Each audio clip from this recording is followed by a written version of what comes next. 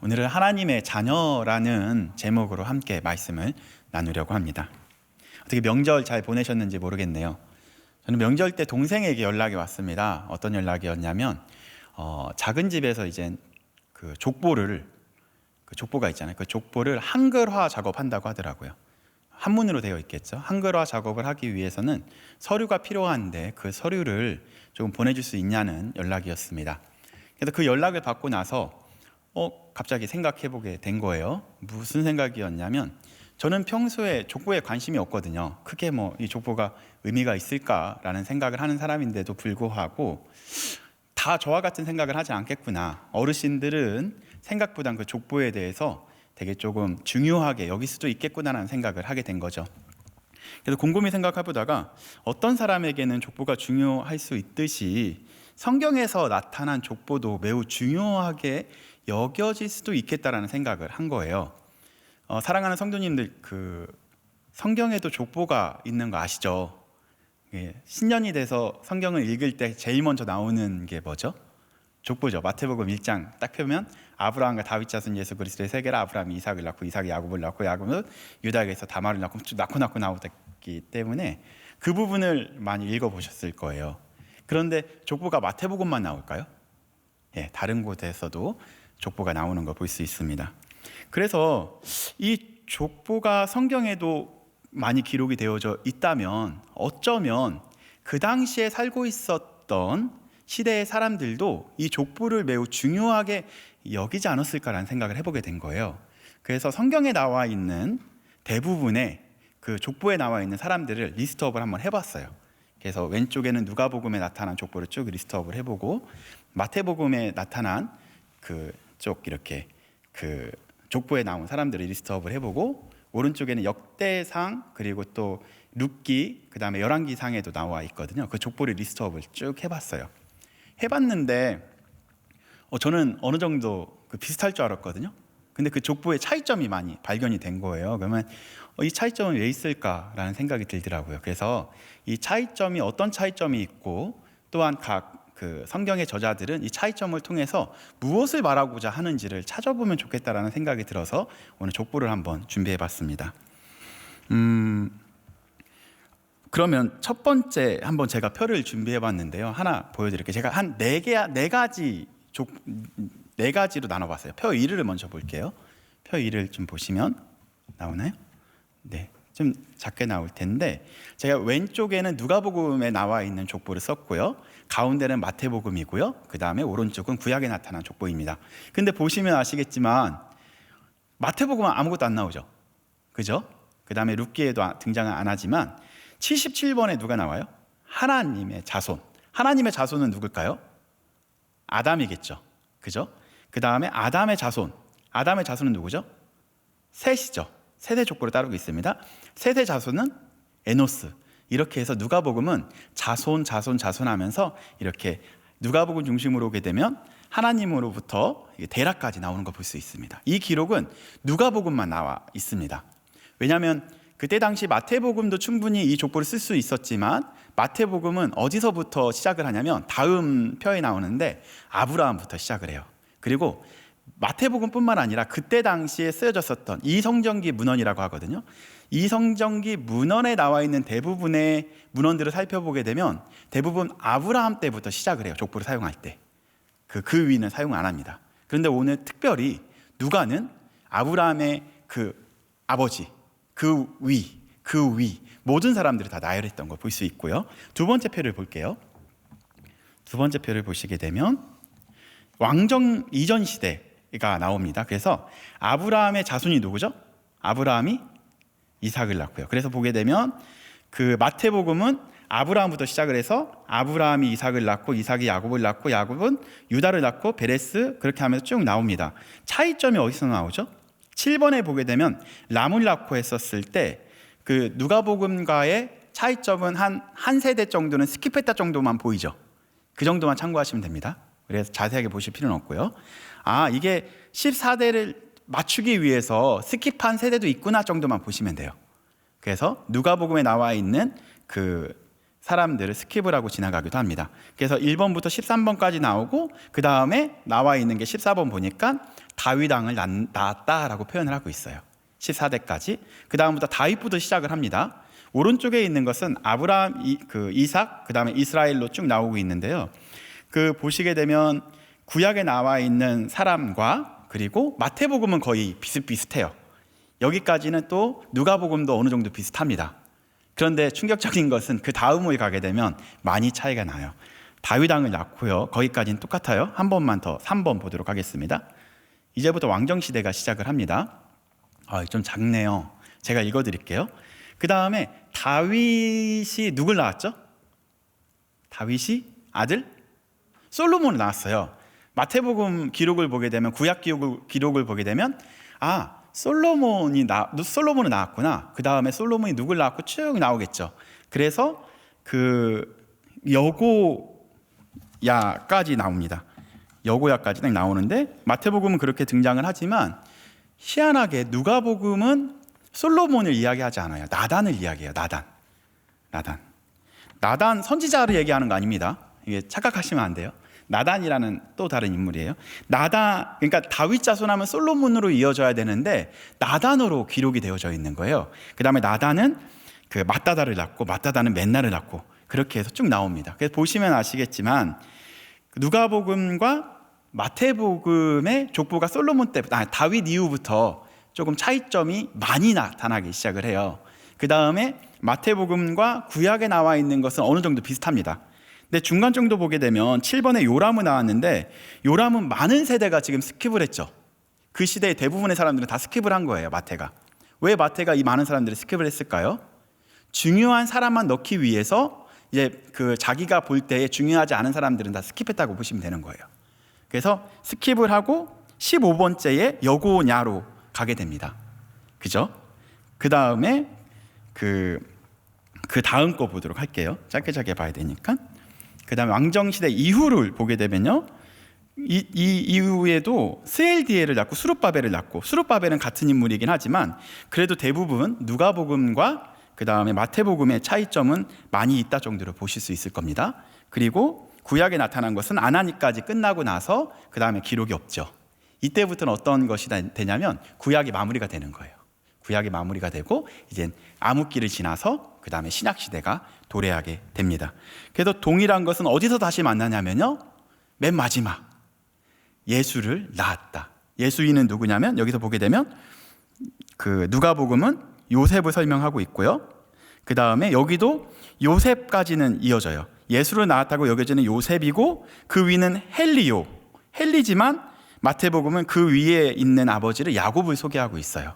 그래서 마태복음과 누가복음과 또한 구약에서 소개하고 있는 족보가 사뭇 다를 수 있다 정도만 생각을 하시고 계속해서 본론으로 진행하도록 하겠습니다. 우리가 지금까지 살펴본 족보표를 보시면 여러분들도 한번 보셨을 겁니다. 우리가 상세히 하나씩 다 다룰 수는 없을 겁니다, 시간 관계상. 그러나 짧게 이 상이한 점을 말씀드리고 성령께서 오늘 이 누가복음을 통해서 우리에게 하시고자 하시는 내용이 무엇인지를 살펴보려고 하는 거예요. 족보를 통해서 무엇을 살펴보겠다고요? 성령께서 우리에게 무엇을 말씀하고 싶어 하시는지를 살펴보겠다라는 거죠. 그래서 아까 보셨다시피 마태복음을 시작할 때 어떻게 시작을 하죠? 아브라함과 다윗 자손 예수 그리스도의 세계라라고 시작을 하고, 아브라함이 이삭을 낳고 이삭이 야곱을 낳고 그래 쭉 진행을 하고 있어요. 근데 이게 다른 이야기이긴 하지만요, 초창기 때 한국 교회가 100몇 년 전에 성경을 맨 처음 딱 받아들였을 때 번역을 해야 되잖아요. 이 마태복음 1장을 번역할 때 많이 고민을 했었어요.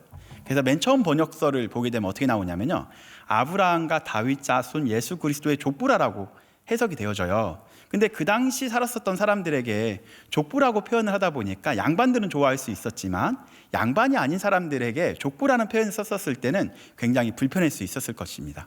그래서 그 이후에 선교사님들로 인해서 이 족보라는 표현을 세계라는 표현으로 바꾼 거예요. 그때부터 우리가 지금 아브라함과 다윗 자손 예수 그리스도의 세계라는 표현으로서 지금까지 읽고 있다 정도는 참고로 아시면 좋겠습니다. 어쨌든 다시 본론으로 돌아와서 야곱이 다마를 낳고 하면서 마태는 1장 17절에서 우리에게 족보를 요약해줘요. 친절하게도. 어떻게 요약하고 있는지 1장 17절 말씀을 다 같이 읽어보도록 하겠습니다. 자막 나왔죠? 시작. 그런즉 모든 대수가 아브라함부터 다윗까지 14대요. 14대 동그라미 치시고요. 다윗부터 바벨론으로 사로잡혀 갈 때까지가 14대요에 동그라미 치시고요. 바벨론으로 사로잡혀 간 후부터 그리스도 때까지 14대요. 네, 그렇게 동그라미 치시면 돼요. 그런데 여러분들 여기서 좀 질문이 생기잖아요. 아까 제가 표 보여드렸잖아요. 정말 14대, 14대, 14대일까요? 한번 카운트 해보시면 이게 좀 차이점이 생길 거예요. 14, 15, 14로 보이죠? 네, 한번 카운트 집에 가서 해보시면 돼요. 14대, 15세, 14대. 그런데 마태는 어쨌든 간에 14대, 14대, 14대라고 우리에게 설명해 주고 있는 거예요. 네, 그렇다면 이 14대라는 표현이 왜 굳이 17절에서 이 표현을 썼을까를 우리가 알아볼 필요가 있는 거죠. 일반적으로 그 시대에 살아갔었던 유대인들에게는 그 히브리어를 보통 많이 썼잖아요. 유대인들이 쓸 때 그때 그들이 쓰는 언어에 아라비아 숫자가 없었을 거예요. 그때 숫자는 알파벳이었어요. 알파벳이었기 때문에 14대라는 숫자가 나왔을 때 똑같이 여겨지는 단어가 있어요. 연상되는 단어. 그 단어가 바로 다비드라는 단어예요. 다시요. 다비드. 한번 펴 보여드릴까요? 이게 보시면 알파벳이 이렇게 되어 있어요. 달렙, 그 다음에 바브, 달렙인데요. 알파벳이 이렇게 되어 있어요. 알렙, 김멜, 달렙. 달렙이 몇 번째 있죠? 4번째이기 때문에 4예요. 달렙, 해, 바브. 바브는 몇 번째 있는 거예요? 6번째 있죠. 그러니까 달렙, 그 다음에 바브, 다시 달렙 하게 되면 4, 6, 4가 되기 때문에 숫자적으로 생각하게 되면 14가 바로 다비드다라는 느낌으로써 이게 연상이 된다라는 거예요. 이해되셨죠? 그러면 14대요, 14대요, 14대요라고 쓰여졌었을 때 그때 당시 성경을 읽었었던 사람들은 누구를 연상할까요? 바로 다비드를 연상했다라는 거죠. 이 다비드는 그때 당시 살아가고 있었던 유대인들에게는 제일 중요한 인물이었어요. 요약하자면 2가지 측면으로 볼 수 있는데요. 어떤 측면에서 굉장히 중요한 인물이었었냐면 이스라엘 역사를 보게 되면 제일 부강했고 강했고 평안했었던 시대가 언제였을까요? 다윗 시대였잖아요. 다윗 시대 때는 부러울 게 없었거든요. 이스라엘이 정말 좋았었던 시대, 그리고 많은 백성들이 행복했었던 시대가 바로 다윗 시대였었어요. 그래서 어게인 다윗 시대를 많이 기다렸었던 거죠. 다시 다윗 시대로 돌아가고 싶어 했었던 수많은 백성들이 있었다라는 거예요. 그리고 그 다윗 시대가 어디까지 이어졌을까요? 솔로몬까지는 이어졌어요. 그래서 유대인들에게는 제일 중요한 사람이 누구라고요? 다비드. 다윗이 그만큼 중요했었던 사람이에요. 그래서 다윗에게 있어서는 유대인의 왕으로 오신 예수님을 소개하기 위해서는 다윗이 매우 중요했고요. 그 다음에 왕을 좀 이렇게 소개하기 위해서 솔로몬의 왕가를 족보로서 따른다고 보시면 됩니다. 그죠? 다시 한번요. 다비드가 중요한 중심의 인물의 족보다 정도만 보시면 되겠습니다. 그 2번째 측면은 뭐냐면 구약을 읽다 보면 다윗 자손에서 메시아가 올 거라는 예언이 계속되었었거든요. 다시 말씀드릴게요. 구약을 통해서 다윗 자손 중에서 메시아가 올 거다. 그래서 너희를 구원하실 거다라는 예언이 계속되었기 때문에 그 구약에 대한 성취가 바로 메시아예요. 그 메시아의 성취를 가장 근거 있고 증거물로 제시할 수 있는 게 뭘까요? 족보인 거죠. 다윗 자손으로 오신 예수님이야말로 너희들을 구원하실 메시아다라는 것을 증명하기 위해서 이 마태가 그 족보를 여기 첫 장에 딱 넣은 거예요. 아브라함과 다윗 자손 예수 그리스도의 세계라 쭉 설명하면서 쭉 족보를 이야기하다가 중요한 사람 쭉 이야기하고, 그래서 너희들이 지금 눈앞에 있는 그분이야말로 진정한 메시아다라는 것을 소개하고자 마태가 처음 족보를 활용하고 있습니다. 네, 그래서 그 정리하자면 그 마태복음을 읽고 있는 수신자들에게는 2가지 측면, 다윗이 중요했었는데 가장 부강했었던 다윗 왕을 그리워했었던 사람들도 있었고, 또한 그 예언, 구약의 예언에 대한 성취로서 메시아인 예수님을 소개하고자 마태복음에 이렇게 기록되어졌다 정도로 보시면 되겠습니다. 근데 역설적인 게 마태복음 족보는 그렇다면은 잘 나간 사람만 이렇게 선택을 하면 됐잖아요. 악한 사람 다 빼고. 근데 족보를 보게 되면 잠깐 이해되지 못하는 예를 들어서 여인들 5명도 소개가 되고요, 외부인도 소개가 되고요, 그리고 악하다고 평가된 사람들도 소개가 되어져요. 그만큼 그런 족보지만 하나님께서는, 하나님의 뜻은 그런 족보를 통해서 메시아를 보내셨다, 언약이 성취되어졌다라는 측면에서 이렇게 마태복음의 족보를 소개하고 있습니다. 마태복음을 통해서 그러면 정리하자면 유대인의 왕, 그리고 구약에서 예언되신 분이 바로 예수님이심을 밝히기 위해서 마태복음 첫 장에 기록을 하고 있어요. 그런데 누가복음은 마태복음처럼 첫 장에 기록하지 않죠. 어디에 기록하냐면 오늘 본문인 바로 3장에 기록을 하고 있어요. 조금 차이점이 있습니다. 그래서 오늘 본문에서 읽어보셨듯이 3장에 가서 소개하고 있는데요. 왜 3장에 소개했는지 오늘 한번 전체적으로 조금만 볼게요. 마태는 1장 족보를 소개하고 나서 그때 당시에 통치했었던 왕을 누구를 소개하고 있냐면 헤롯 안티파스와 그 다음에 안티파스가 죽고 난 뒤에 그 다음에 헤롯 아켈레오가 이제 갈릴리 지역을 다스리고 있었거든요. 그런데 그 지역을 다스렸다. 그러니까 헤롯 중심으로 이렇게 소개를 하고 있어요. 그렇게 하면서 역사적인 배경을 소개하는 반면에 누가복음은 1장이 끝나자마자 2장에서 누가 나오냐면 가이사 아구스투스가 나와요. 그러니까 로마를 통치하고 있었던 범위가 좀 더 넓은 거죠. 그래서 로마의 가이사 아구스투스가 통치하고 있었을 때에 그때 또 수리아 지역도 매우 중요한 역할을 했었거든요. 큰 로마가 있으면 그 로마의 종속 국가인 시리아, 수리아를 통해서 이스라엘을 이렇게 통치했었던 거예요. 다시요. 로마가 수리아를 통해서 수리아 안에 있는 작은 이스라엘을 통치했다라는 거죠. 그러니까 수리아 지역의 통치자가 매우 중요한 사람이었어요. 그 사람이 바로 구레뉴라는 사람인 거고요. 그래서 이렇게 소개를 하고 나서 3장에 가서 다시 아우구스투스가 죽고 그 다음에 디베르 황제가 또 소개가 됩니다. 그러니까 마태복음은 유대인의 왕으로서의 소개로 하고 있다면 누가복음은 범위가 좀 더 넓은 거예요. 가이사 아구스투스가 아니고, 그리고 디베류가 아니고 진정한 평화의 왕이 누군지를 소개하고자 족보를 뒤에 놓은 거죠. 네. 먼저 소개를 하고 진정한 평화의 왕은 아우구스투스가 아니라 예수 그리스도가 진정한 평화의 왕이다. 그리고 데오빌로에게 쓴 거잖아요. 데오빌로가 그때 당시 알고 있었던 그러니까 신의 아들은 아우구스투스 아니면 디베리우스였어요. 근데 충격인 거죠.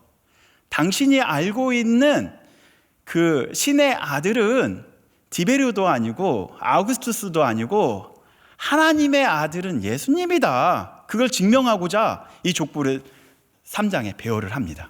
한 개 한 개씩 다시 한번 보도록 하겠습니다. 그래서 세상의 왕인 아우구스투스, 그리고 디베류라고 생각하고 따르고 있는 시대였던 거죠. 그게 보편적인 시대였었는데, 그럼에도 불구하고 진정한 평화의 왕이신 예수님이 누구신지를 1장에 배열을 하고요, 2장까지 배열을 하고 3장에서 소개를 하고 있는 거예요. 본론으로 돌아가서 다시 이제 누가복음 족보를 다시 한번 보도록 하겠습니다. 누가복음 족보는 다른 족보와 달리 거꾸로 올라가는 형태로 띄고 있습니다. 그래서 예수님부터 시작을 해서요, 그 위는 누구고 그 위는 누구고 그 위가 누군지를 설명하면서 기록하고 있습니다. 그래서 마태복음과 구약의 성경들은 족보의 최종을 아브라함으로 보고, 그리고 마태복음과 누가복음이 쓰여졌었을 때 당시에 되게 중요한 문서들을 보시면은 대부분이 아브라함으로부터 시작을 해요. 그 중에 하나가 에스라 사서라는 그 서가 있거든요. 그때 이 성전 시기에 쓰여졌던 매우 중요한 문서예요. 그거를 제가 하나 준비해 왔는데요. 그것을 한번 띄워드릴게요. 어떻게 나와 있냐면 에스라서 사서인데, 에스라 사서 6장 8절부터 10절까지 나와 있는 내용입니다.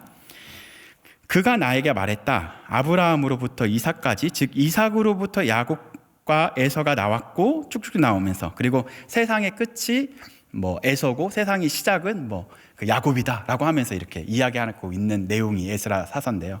어쨌든 이렇게 나오면서 족보를 이야기할 때 아브라함부터 시작을 해요. 그 위는 다루지 않습니다. 족보가 중요하긴 하지만, 그러나 유일하게 누가는 아브라함 위는 데라고, 데라 위는 나홀이고 하면서 76번까지 그거를 쭉 이끌어가요. 76번까지 쭉 이끌어가서 아담까지 족보를 소개하고 있습니다. 그렇게 하면서 상향식 족보라고 표현을 할게요. 그래서 쭉 올라가 상향식 족보가 어디에서 마무리가 되냐면 38절에서 딱 찍고 다시 4장으로 넘어갑니다. 그렇다면 38절에 어떻게 기록되었는지 다 같이 한번 읽어보도록 하겠습니다.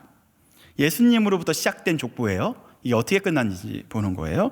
시작. 그 위는 에노스요, 그 위는 셋이요, 그 위는 아담이요, 그 위는 하나님이시니라. 예수님의 족보에서 유일하게 누가복음만이 아담을 넘어서 하나님까지 올라가는 것을 볼 수 있습니다. 그렇다면 누가복음의 저자인 그 누가는 수신자인 데오빌로에게 무엇을 말하고 싶어서 이 족보를 사용했을까요? 다시 한번 말씀드릴게요. 누가복음의 저자인 누가는 수신자인 데오빌로에게 무엇을 말하고 싶어서 이 족보를 사용했을까요? 누가복음 1장을 여러분들 읽어보시면 이 힌트가 나옵니다. 데오빌로라는 각하라는 사람은 사실 누가복음과 사도행전을 다 아무리 뒤져봐도 각하라는 표현을 쓴 사람들은 한 3분 정도밖에 없어요. 뭐 벨릭스 각하, 베스도 각하 정도만 되는 거죠. 그 정도면은 로마에서 어느 정도 지위가 있고 존경받는 사람이었을 거 아니에요? 그죠? 위치가 있는 사람. 그런데 그 표현을 데오빌로 각하라는 표현을 쓴 거죠. 그렇다면 데오빌로라는 사람은 어느 정도 그 로마인이면서 영향력이 있는 사람이라고 볼 수 있는데요. 그 사람의 이름 안에 뭐가 숨겨져 있냐면 데오스와 필로스가 무슨 뜻이냐면 데오스는 하나님이라는 뜻이고요. 필로스는 사랑하는 뜻이에요. 사랑하는. 그러니까 하나님이 사랑하는 자인 데오빌로 각하에게 편지를 쓴 거죠. 근데 데오빌로 각하는 예수님에 대해서 어렴풋이 알고 있었다고 이야기를 해요. 그래서 이 편지를 쓴 이유는 어렴풋이 알고 있는 예수님에 대해서 더욱더 확실하게 알려주고자 내가 이 편지를 쓴다라고 이야기를 쓰는 거거든요. 하는 거거든요. 어렴풋이 알고 있는 데오빌로에게 1장과 2장과 3장과 4장을 통해서 누가는 무엇을 설명하고자 하는 걸까요? 어렴풋이 그가 알고 있었던 것은 예수님이 계셨구나, 그냥 되게 좋았던 분이구나, 그렇게 알고 있었던 예수님이 이 1장과 2장과 3장과 4장을 넘어서는 정말 이분이 하나님의 아들이신가? 내가 따르고 있었던 황제가 하나님의 아들이 아닌가? 라는 혼란이 생겼을 거라는 거죠. 계속해서 보도록 하겠습니다.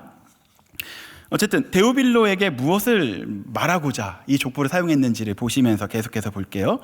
오늘 본문 말씀을, 이 족보가 소개되기 전에 오늘 그 본문 말씀을 다 같이 먼저 읽어보겠습니다. 오늘 본문 말씀 보면 3장 21절부터 23절인데요. 다시 한번 읽어볼게요. 시작. 백성이 다 세례를 받으실새 예수도 세례를 받으시고 기도하실 때에 하늘이 열리며, 세례 받으시는 장면이죠.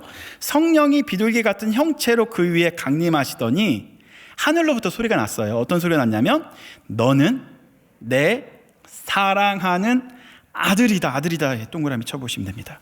내 사랑하는 아들이다. 내가 너를 기뻐하노라. 어디에서 소리가 났다고요? 하늘에서 소리가 났다.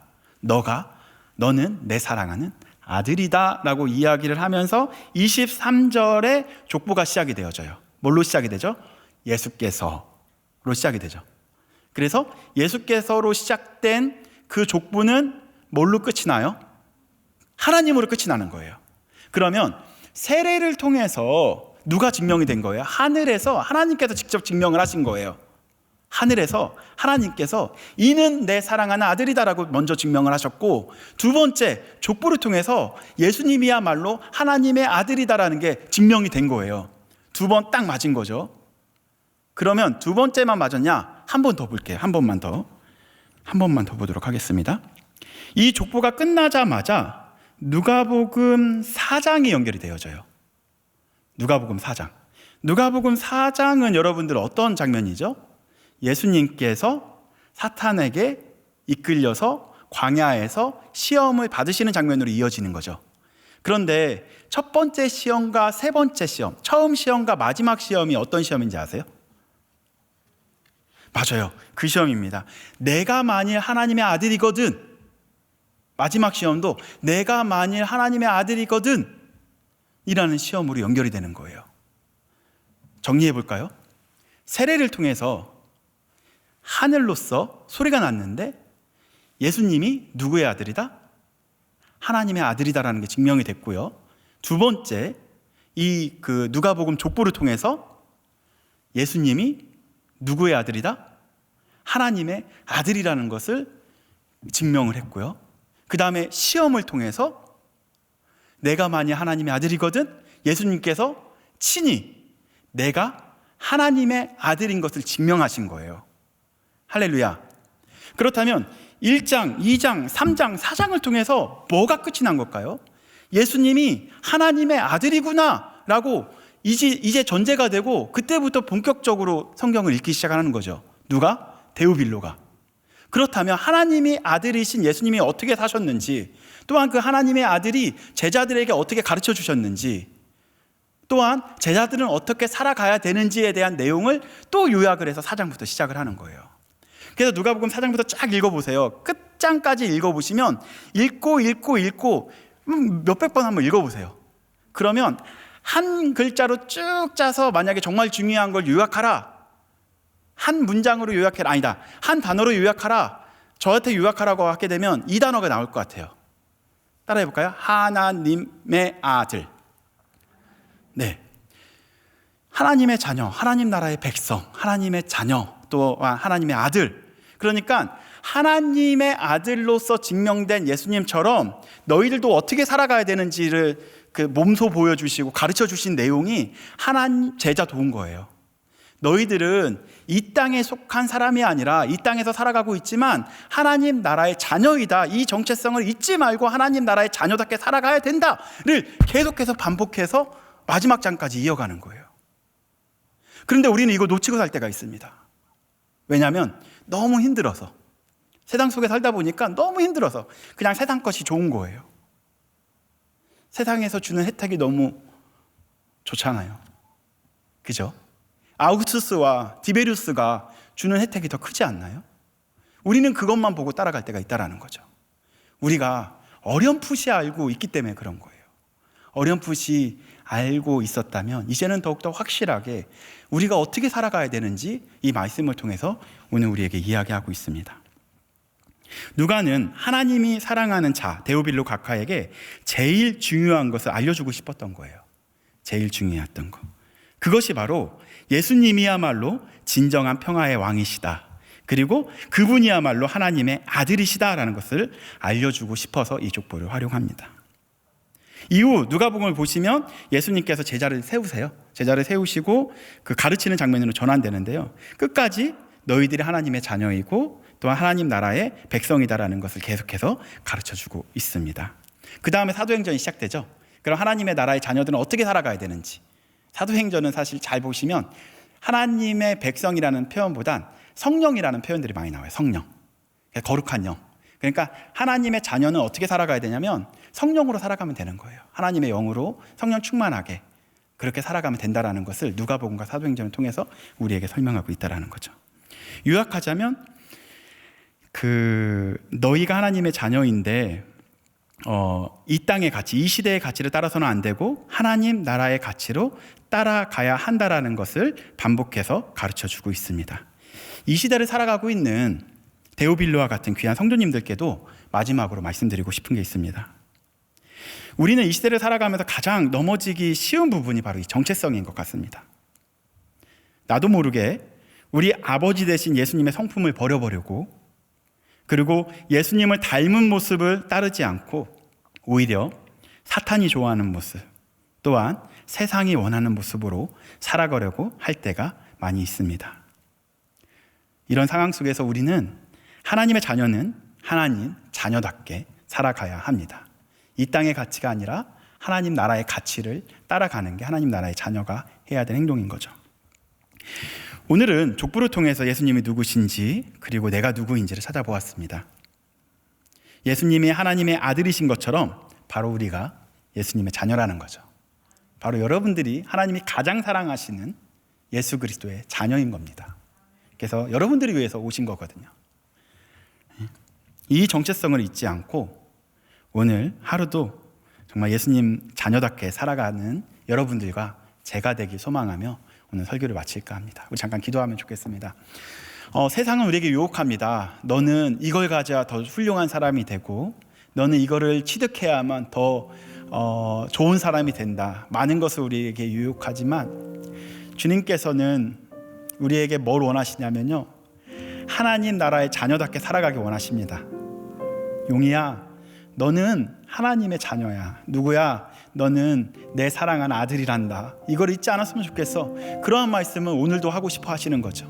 이 말씀을 통해서 내가 누구인지 다시 한번 재정립하고, 그렇습니다, 제가 하나님의 자녀이군요. 제가 어떻게 살아가야 되는지 다시 한번 내가 뒤돌아보며 하나님의 자녀답게 살아가길 기도합니다. 이 땅의 것을 따라가는 것이 아니라 주님께서 말씀하신 그 뜻을 따라가고 하나님의 나라의 가치를 따라가는 제가 되기 원합니다. 그러한 마음으로 함께 조용히 기도하며 주 앞에 나아가도록 하겠습니다. 이렇게 자연스럽게 조용히 기도하시다가 일상으로 나아가면 좋겠습니다. 기도하겠습니다. 할렐루야. 사랑이 많으신 하나님 아버지, 감사합니다. 하나님의 백성으로 우리 세워주셨고